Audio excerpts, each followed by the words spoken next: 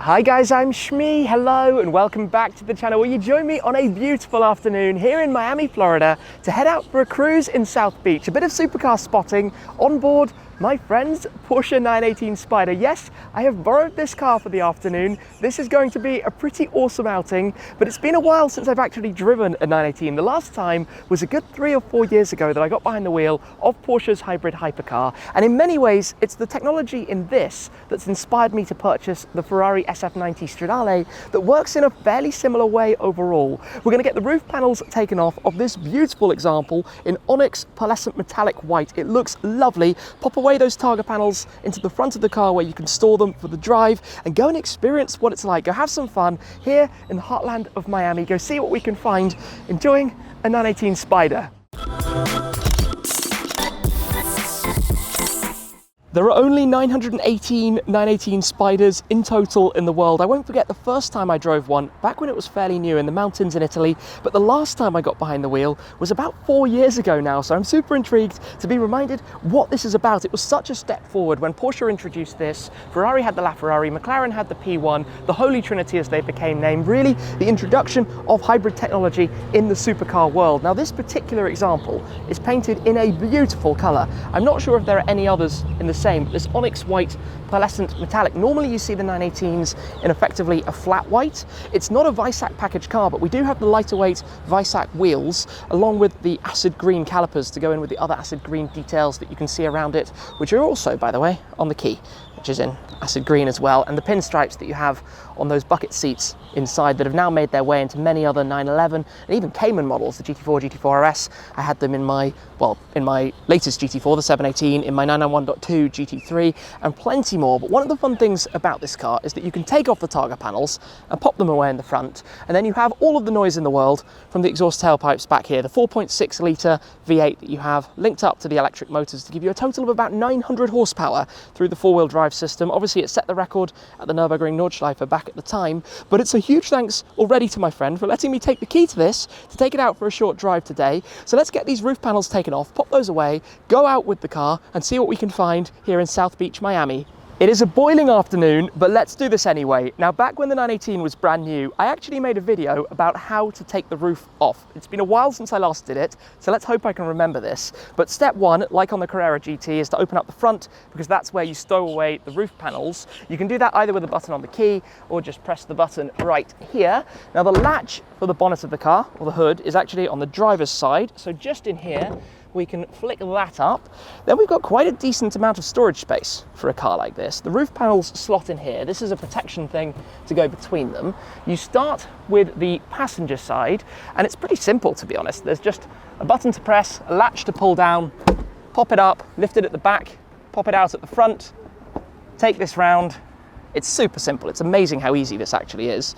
This then goes down in here, like so. That goes on top. We then come round to the driver's side, exactly the same process. Press the button, pull down the catch, lift it out at the back, pop it up at the front. I'm amazed by how easy this is. Honestly, I thought it would be so much more complicated, but that slides in over the top of the first one. Maybe it needs to be the other way around. No, it is like that. It is exactly like that. That goes down there, rests in place. Done. Drop that down, click, click again. We have our convertible 918 Spyder. They actually did a really good job of that. I shouldn't be complaining, but it's far too hot, so let's get the aircon on. The acid green key goes in to the left-hand side. It's very, very simple in here. You're in eDrive by default, so you turn the key, that's on, you press the button for the electric park brake, then all you need to do is pop it into drive or reverse. Ah, the aircon, lovely, and off you go. And you've got 260 something horsepower of electric drive, just like this. And it's not the biggest battery in the world, of course this is early days, let's say, but it's plenty for driving, I think about 15-20 kilometers, that type of range. Oh, this is wonderful. Let me pop the windows up just for a moment. Oh, it's so hot. It's so hot here. It is 28 degrees Celsius. For anybody in Miami, I know that's not very hot, but for me right now, it feels rather warm. So away we head. That trippy electric silence. So bizarre. So bizarre. And then if you want, you just go up into hybrid.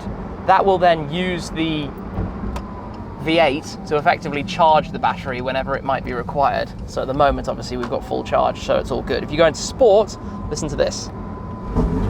Yes, it instantly fires up. And it's right behind your head. The exhaust tailpipes being just back here on the rear deck means that you hear so much noise from it. You can then press M on the steering wheel, drive it in manual. It feels like I've only just driven one of these, despite the fact that it's been, as I said, I think literally 4 years. The end of 2017 is the last time I remember driving one. Everything's just quite familiar, quite unintimidating. You can jump in, you know what you're doing. And that's what Porsche did so well with this hybrid tech. They didn't wait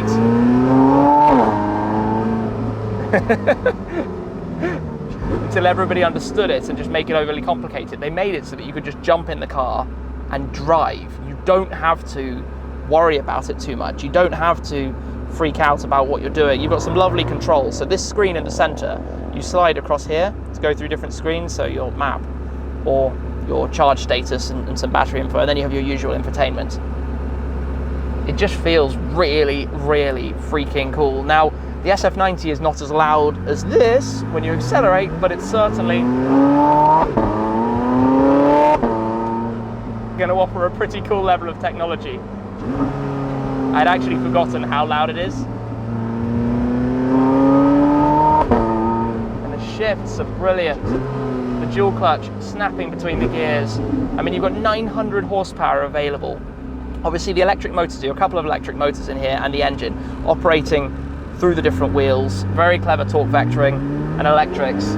We've got new tyres on this car. Obviously they're now reaching the age where original tyres on 918s, a little bit sketchy, and we all know these days how important tyres are. Oh, that noise is so cool. The burbles. I'm just comprehending that I'm driving a 918 Spyder in South Beach. I feel like I'm straight out of a Will Smith song or something. This is really cool. The first supercar spot, we have a 430 Spyder, Ferrari F430 Spyder tucked in over there. I'm sure we're going to find plenty more as we get further down into South Beach. Massive pothole to avoid. The thing with this car is you can actually drive it quite gently. That's what it does so well. If you pop it in hybrid, you just let it do its thing. But I prefer to manually shift because the noise that you get, especially the pop from first into second, sounds so cool. Although that bike is super loud. I'm not gonna lie, so you probably can't even hear much of the engine over that. But yeah, how Miami is this? A white convertible cruising past some of the boats in the water. Lovely houses around. All of the condo buildings. Just kind of trying to keep my eyes peeled and see what we can spot around, but well, I cannot thank my friend enough for the opportunity to drive this car around Miami today. He's involved in the W Series, by the way, which is actually going to be a support race for 8 of the Formula One races coming up, and the first one is actually going to be out here in Miami in April. It'd be pretty cool to get back here for the Formula One and the W Series in April. We'll have to see how timings and logistics go. But yeah, it's going to be exciting having the races here in this city, especially having spent so much time here over the last couple of years. It's kind of my second home now, but what an afternoon. What a car to be driving, you know? So cool. This is so cool. I've said that a lot, sorry. Don't play the cool counter or you might be the cool drinking game. You might be drinking a lot tonight. For now, let's continue our way down. What's coming? What's coming? Ah, yes, the American supercar, the Corvette C7. You see a lot of Corvettes around here. You see a lot of Huracans around here, and you see a lot of Lamborghini Uruses around here. There are so many of the Lambo SUV. It's kind of mad. They're almost like in a traffic jam, you'll spot multiple of them, which just doesn't make any sense. But I guess, hey, that's just how it works in Miami-Dade County. I wonder if we'll see many today. Firstly, there are some pretty nice boats around, like Monaco level. Really, really nice. When I stayed here with the Ford GT, we actually stayed in the Fontainebleau Hotel, which is like quite a party spot out here. But there are probably well, I can see a Cullinan and a Hurricane Spyder. I don't know if you can catch those. But always nice cars lurking in the car parks around there. Yeah, so far so good. Just Miami traffic things. Ferrari F8 Tributo going the opposite way. Sounds good. What do we have there? Oh, 650S Spyder. I think its fuel cap was open though, which was slightly awkward. But yeah, crazy wrap on that. I didn't get to see it properly through the trees. And we have a 488 Spyder. Apparently this is the road and a G63. So the supercars are coming to us at the moment. I didn't manage to get the moment of a really crazily modified yellow Supra as we're just cruising. I popped the car back into hybrid mode to just let it do its thing, because that's where this is so standout. At the moment, obviously, we're driving in electrical silence. I say silence, it's not quite silence, because you have those whirs, and obviously here you have the noise of everything else around you. Something I'd forgotten about the 918 though, is that the brake pedal requires a lot of, well, a very firm press. You really have to be quite conscious of what you're doing. If you don't press properly on the brake pedal, you quickly find yourself closing the gap on the car in front. So just a conscious shift, but obviously when you jump from one car to another, that is always the way. There's always going to be something a little bit different between them. I just love the silence. This is what I'm so excited about the SF90 for, to incorporate this kind of technology, to experience it more for myself, to live with it, to do road trips with it, to get more familiar with it. And in here, it's very much down to how much I press the throttle. So in hybrid, if I want the engine to kick into life, stab the throttle. And it basically, as you see, I did it a little bit too aggressively, comes on and then goes off again.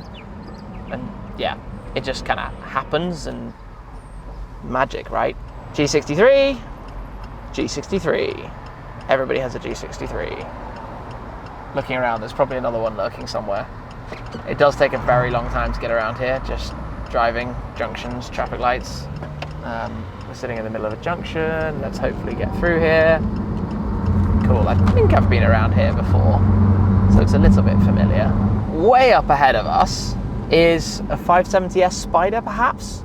Can just about see parts of that in the traffic. But amusingly, where we are arriving at the moment is where I've been quite a few times. The Gumball 3000 in, I want to say 2014, Miami to Ibiza, started here. Then we did my GT500 trip across the country. We started just here. The Ford GT has been just here. And now here with this 918 Spyder as well, to see what we can find. I've kind of snookered myself by going to a place where you can't really go anywhere anymore because it all became pedestrianised through the pandemic. But I don't know, it's just cool to be here at the bottom of Ocean Drive, South Beach, Miami. I don't know, it's just one of those spots. It's one of those cool places to be. That's kind of fun. Coming from the left, you can see in a second, is an Alpha 4C Spyder, which you don't see a lot of. But they are very fun cars, maybe not the best for a road trip, but super small, lightweight, sound great, only 200 horsepower or so, but that's all you need in a car that small and nimble, and just cool for driving, really.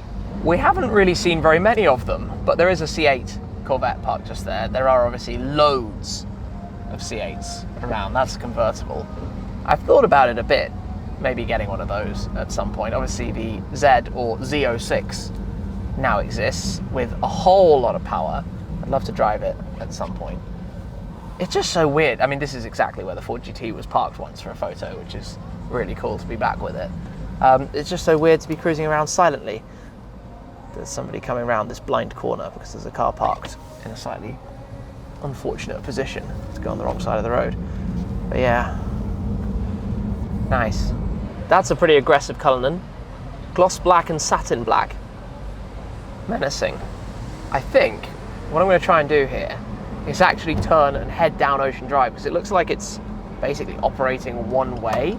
So if we turn to the right here, I believe, apart from the car that's stopped, we can't get through, it's a roadblock. Traffic around here is actually hilariously bad, because people just do whatever they want, and there are so many obviously tourists. I mean, I'm a tourist being here myself, but yeah, it is what it is. Here we go then, Ocean Drive, out on the front. This is basically the major tourist central area. Hey, what's up? Hey. How you doing? Oh my goodness, look. That reminds me of having the Ford GT around here. That was quite a reaction, but that's how I would be. Like 918 Spyder driving here. Actually, engine on. There we go. They're getting the shots, you know. We've got a red light, so we're not in a rush. They can get all the photos. It's actually quite a cool building. A bit random.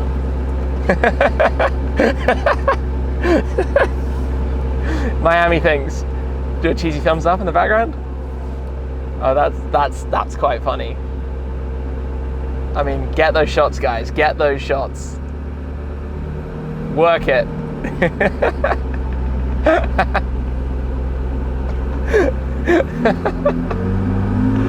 Oh, funny. Oh, madness. And back into silence. Cruising by. I reckon a lot of people wouldn't know that Porsche make an electric sports car like this. What's there? What's there behind the crowd of people? Lambo, Huracan Spyder. Like I said, we've seen a fair few Huracans already. There are so many around. It's just, you know, everybody here has clearly come to Miami. Tourists, in a good mood, positivity, excitement. It's just a cool place to be. It's a cool vibe. I know not many locals will come here because of that, but I mean, like this, those versatile things that have happened, that's why it's so funny. The Corvette party continues. That's a regular Stingray with the targa roof removed, with a pink license plate frame in a bright lime. I just find it funny around here. It's hard to capture everything, but a car like this, I mean, rolling silently, you're never gonna, I guess, people spotting the car so quickly, but I mean, it's just party vibes. It's a lovely place at this time of day. Everyone chilling outside, why not? Kind of feel like parking up somewhere and just seeing what the reactions would be. But I think time is going to be against us. The light is quickly going down. What a cool vibe. What is that? Not even sure, but it looks cool. Well, it even tells us it's a Packard 1932. There we go, Packard 1932. Helpful to be informed. So down this way. Gosh, somebody had a very loud boombox there. You just don't know what, like, is that, what's that lurking? Well, firstly, we've got a Hellcat. Is it a Hellcat? No, not a Hellcat. It's a 392 Hemi wide body. But up in front, I don't know what that is. Old stuff. Good old, cool, old American cars. If you look straight in front of us, there's a Disney cruise going past. It's a cruise ship. That's slightly trippy because it looks like a building. And there's a G63 actually. No, G550, but still, same thing. G-Wagon Town. That's really funny to watch that cruise ship. I mean, it's gone past now, but stop for pedestrians. The weird thing is, maybe in the future I'll have the Zenvo out here. That would be mad down this road. Could you imagine the reactions to that thing down here? I don't think people would have a clue. I've really enjoyed driving electrically. I know you just hear and you're aware of so much more of what's around you. I know that, you know, in the right environment, I'm never going to take an electric car over a combustion engine car. I'm never going to drive an electric when I've got the opportunity of having an engine on. But for this kind of driving, just watching the world or going from A to B, this is a really, really good way to go about it. It does work. I mean, I've enjoyed driving the Taycan a lot in recent times, but yeah, I'm enjoying this. It's good times. And now we're playing spotters. What airline is that? Can't tell. More Rolls Royces. We've got a white Ghost tucked in over that side. Seen a few BMW i8s around as well. There seems to be a lot of those out there, but I guess it works. It's a car that's always appealed quite a lot to the American market, especially out in California. The funny thing to think about though, by the way, the electric horsepower in this, the actual number is 286 metric horsepower. That's nearly as much as an i8 in general. Obviously you're carrying the weight of the engine without using it, which doesn't exactly help. But that's actually quite a lot. And when you drive, you know, I've got it forced into full electric. It picks up, like, decently. Don't underestimate that. The SF90 only has 220 electric horsepower. So it's quite different. I don't know, 66 horsepower, if that's all that different really, but I guess it's not quite as much. But it's a little bit lighter. So it's a different proposition, and current market values, it's also about half the price, which is also a relevant factor. And here, it works, it's cool, it's great. I just think it might be funny right now to go see if we find any more reactions. Let's see. Hurricane Evo Spyder. I'm losing track of hurricanes today. Certainly. Oh, another one. That's the one I think we saw parked on the main road. Satin black with the lime green interior. Yeah, so I did say at the start it's Lambo Hurricane Land. We've not seen an Urus yet today. We're in the wrong part of town. I think you need to be basically out of South Beach over on the main part of the land to find the Uruses. But generally, I've seen a lot of them around, so I'm almost a bit confused that we've not come across a single one out this way. At the moment, the engine is running because the battery is actually going down. You can see here, the lower chart is the battery percentage. So it's down to, I guess it's 30% or so at the moment. And I enjoy so much driving around in silence that I actually want to have it charging when I don't care, just so we can keep the electric juice running. If you keep it in hybrid mode, it will find a balance and switch it backwards and forwards depending on your driving style and what you're doing. So it's in sport, which wakes it up. Race basically fully depletes electric to give you maximum attack. And then you've got the hot lap button, pressing the red button in the middle. But I suspect as the light starts to go down, we might be nearing the end of the antics of today. So off we go. Go back into silence in a second. It feels wrong. It feels like you've stalled the car or something. But it's just a case that the V8 is off and you're back rolling on electric. You never know what's going to happen in South Beach, Miami, following a Polaris, banging out the tunes. I can't even tell what, I can just feel vibrations. Seems to be the way. I'm not sure how safe that is, but kudos. Big wheelie between cars, down Ocean Drive. What's going on here? A whole lot of noise and stuff and drama and things happening. Off we go.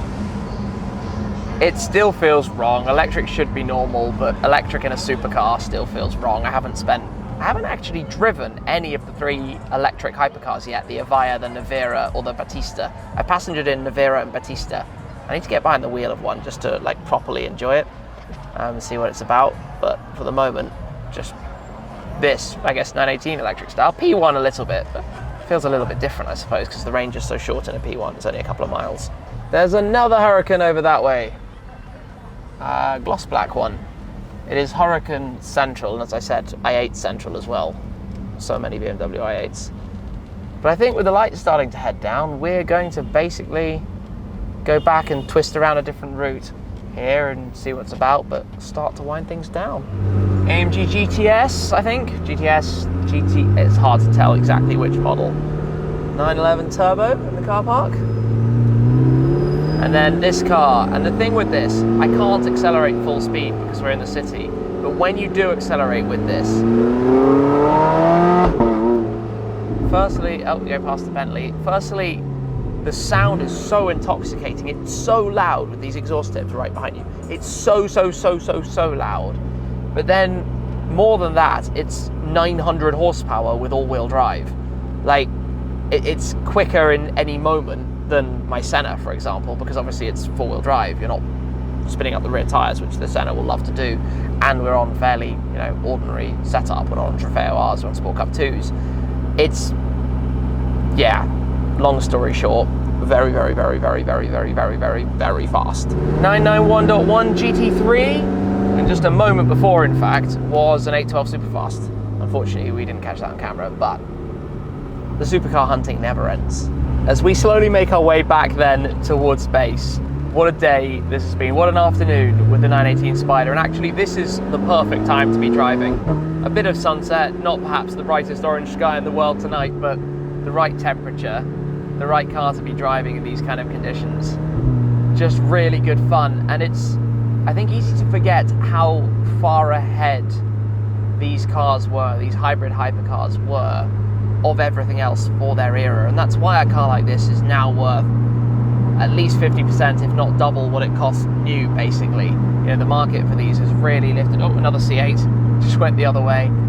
And for good reason, because they are marvelous things. The 918 Spyder, I mean, it's so different to the previous Porsche hypercar, a supercar at the time, the Carrera GT. Such a different approach. That is manual, old school, NA engine, manual gearbox, and this is technology, the tour de force, the full demonstration of what's possible. And obviously we see that hybrid tech coming through the e-hybrid line, like in the Panamera and different models, you know, the KN and whatnot. Oh, look here, we've got a 488 Spyder. Yeah, anyway, what was I saying? You know, the other models in the Porsche lineup, and it's the direction we're heading. And while we're driving at the moment with the engine running, flick it into eDrive, it waits a moment. Haven't worked out what makes it decide when to shut it off and when to not. So at the moment, for example, it stayed on. Maybe that's because it's charging, it's making the most of the charge right now. But you can drive it around in electric and have fun and enjoy the car in that way as well. And it's almost two cars in one. Anyway, I would like to say a huge thank you to my friend who has allowed me to take the wheel of this today, because who's going to complain about a day out in a 918 Spyder? And we've had some funny reactions and seen quite a few cool cars on the travels around as well. But I suppose for now, other than one other story I'd like to tell you, it's going to be all. Somebody drove past and said, that car needs a doctor. Well, you need a doctor because that car is sick. And I think that is the way to summarise today. Anyway, thanks very much for watching as always, guys. I appreciate your support an awful lot. Roll on the SF90 and getting even more familiar with hybrid supercars. That's it for now though. Thanks again, and I'll see you very soon. Cheers.